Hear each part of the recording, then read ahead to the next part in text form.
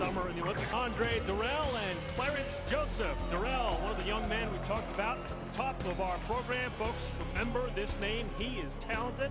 Out of the red corner, 20 years old from Flint, Michigan. And the task at hand for this young man, Clarence Joseph, is a big one. 21-year-old from Fort Carson, Colorado, part of that Army world-class athlete program. I'll tell you what, they got a great program, and Andre Dirrell, we're excited to watch him. 6 championships, 5 divisions. I mean, you got to be something special.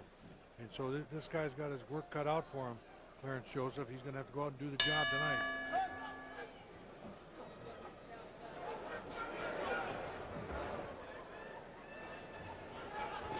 Dirrell fighting out of that southpaw style, going down early to that body, trying to get those hands down.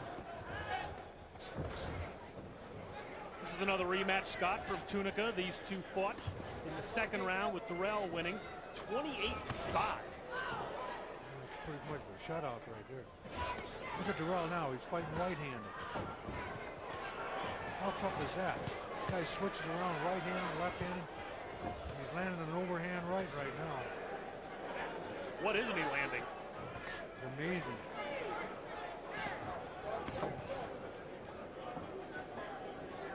Joseph trying to go down low with that left jab. Dirrell back to the left-handed style. Some of these guys can move into that transition so easily, fight right or left-handed. Just amazing to me how they do that. Some guys do it from the inside when they're close. This guy does it at a range, at distance, and he's comfortable with it. Now he just moved over to orthodox style, fighting right-handed. He's just as effective. Left hook, right hand. Switch right back again. I'll tell you what. He's very bilingual. Ambidextrous, right? Yeah. A little bit of everything. I knew him too. Yeah. Did you fight him? Lots of split. Now I just saw something. Clarence Joseph did a little bit of feinting there. That's good. You can do that again and come back and land some shots. Joseph's got to get his hands going. Right now he's just catching. It's very clear in scripture. It's better to give than receive. Mm-hmm.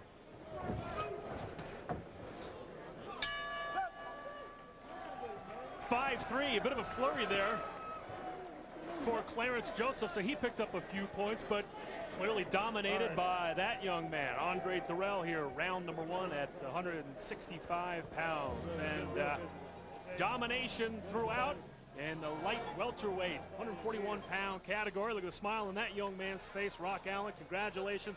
That final round, it wasn't exactly what the crowd wanted to see, but it was smart. You got the job done. First, I'd like to give all praises due to God. You know, he gave me the mental strength to go in there and do what my father told me to do. You know, my father said, don't feed into the crowd, don't feed into the audience. You want to keep it clean. You know, he told me I was ahead, and you know, don't feed into the audience. Just go in there and box clean. You know, and that's what I did. You did a great job. You know, I started out with you 5 years ago, and I know how long it's been. People don't realize this guy went down a 5-year road since I first saw you, and that's a hard road. So people don't understand how hard a work this job is. Disciplined and dedicated. Exactly. Disciplined and dedicated. That's the key. And you got some time to go until you can stop in August when it's over. Oh, definitely. We'll be watching. Good luck, Rock. Appreciate it. Thank you. Thank you. Rock Allen, headed this summer. Perhaps some medals will be handed out. He might just get one of them. Impressive young man. Moving on here to round number 2 between Dirrell and Joseph. And Scott, we should clarify. You started out in TV with this guy. You didn't fight him. Right. No. No, I wouldn't want to fight anybody as bad as that man. You would have had to drop down a few weight classes. Yes, I would have had to lose about 1,000 pounds. Give or take a few. Over. Dirrell is going out, coming out here just throwing bombs right now, but he hasn't got a wide margin in scoring.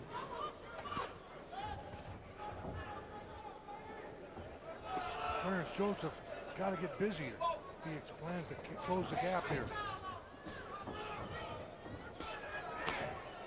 I don't understand the Dirrell's laying on these ropes. He caught a nice shot there.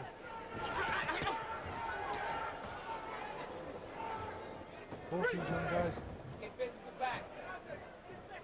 fought each other before. I'll tell you what, Dirrell looks very confident tonight, but I don't see him as sharp tonight. I don't think he's on his game. He seems a little bit, I don't know if he's flustered or angry or what, but he doesn't seem to be on his game tonight like he usually is.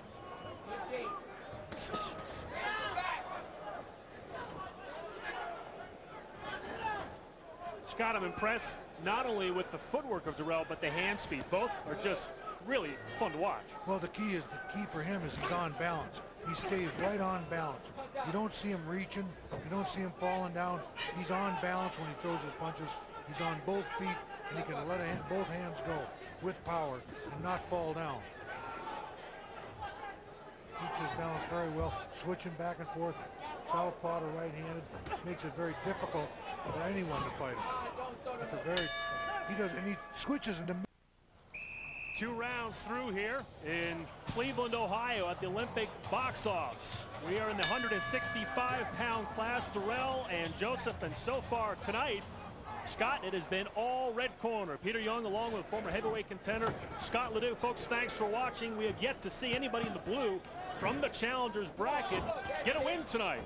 I'll tell you, we saw a fighter, Anthony Peterson, have a little bit of a lead going into the 4th round, but Escobedo came back. Yeah, wonderful comeback.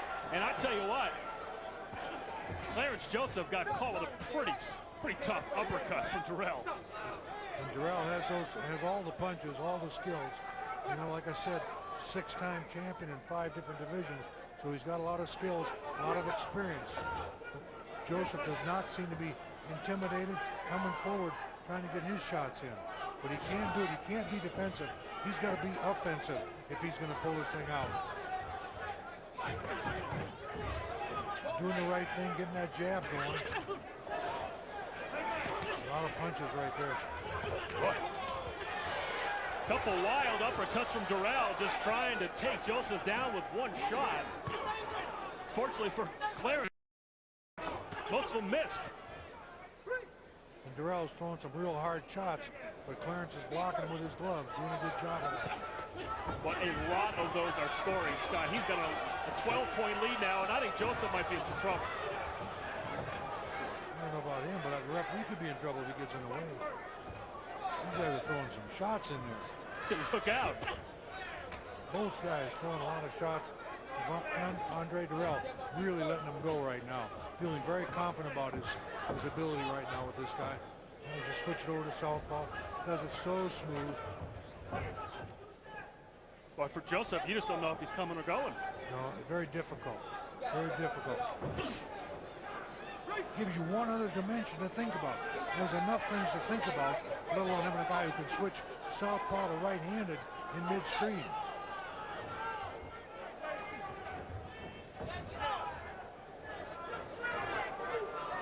He is now down 22-8. Okay, you walking them down good, but you ain't getting off. Once you get up in range, you gotta be first. Okay, you walking them down, then you wait. You let him get off. You gotta walk him down. Take a look at the scorecard here. What a round number 3. Dirrell picking up 12 points, so it's now 22-8. You were nodding your head when you were listening in Joseph's corner. Exactly, because he was doing, they were just what they were saying. He was walking the guy down, but he's not letting his hands go. He gets in range, and Dirrell is doing the punching. He cannot do that. He's got to get in range and fire. You got to be first and get on him. I love what they said to him. They told him exactly what he was doing and what they need him to do. If you listen to your corner, it can happen. You got to believe in your corner. They're the last friendly face you see before that bell rings. When they start, you start. There you go. He just cannot wait. He cannot wait for this guy to punch first. He's got to be first. If he's second, he's going to lose. All the way through, you gotta start. Punch with him or be first. Step up again and get off. It seems when Joseph finally does score a point, it's like, it almost seems like Dirrell has got 2 right there with him. Oh, yes. Dirrell is very good about countering, letting his hands go. Dirrell feeling really good. There was a good left hook to the body. Dirrell can't get cocky here, though. Anybody can land a bomb on you. Dirrell's got to stay smart, stay behind that jab, work through the whole round. Finish up the round, finish up the fight. Yeah, that's the only chance Clarence Joseph has at this point with about 30 seconds to go. He's got to land a bomb or else he will lose. He's down in points. Exactly. By almost 20. Dirrell cannot get careless at any time. But the thing I'm liking about this team tonight, they're all landing good, clean shots, power shots. They're not doing a little slip and shoe shine stuff. They're landing bombs with power every time they throw.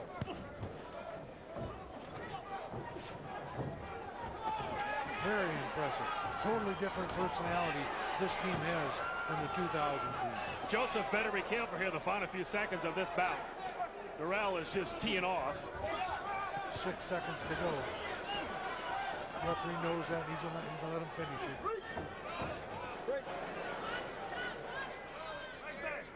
The tank is empty, I think, for Clarence Joseph. There's the bell. 4 rounds is done in an impressive bout for Andre Dirrell. No matter what the weight class, this guy boxes. Oh, yes. Scott, let's take a look back at the quick hands of Andre Dirrell. You watch Andre Dirrell. Lands shots, very strong young man. Look at that left uppercut on the inside. He is not a guy you want to mess with. Just does not want to mess with this guy. He's got all the tools, all the experience. Very good young fighter. Ladies and gentlemen, your winner in the 165-pound weight class, in the red corner, Andre Dirrell.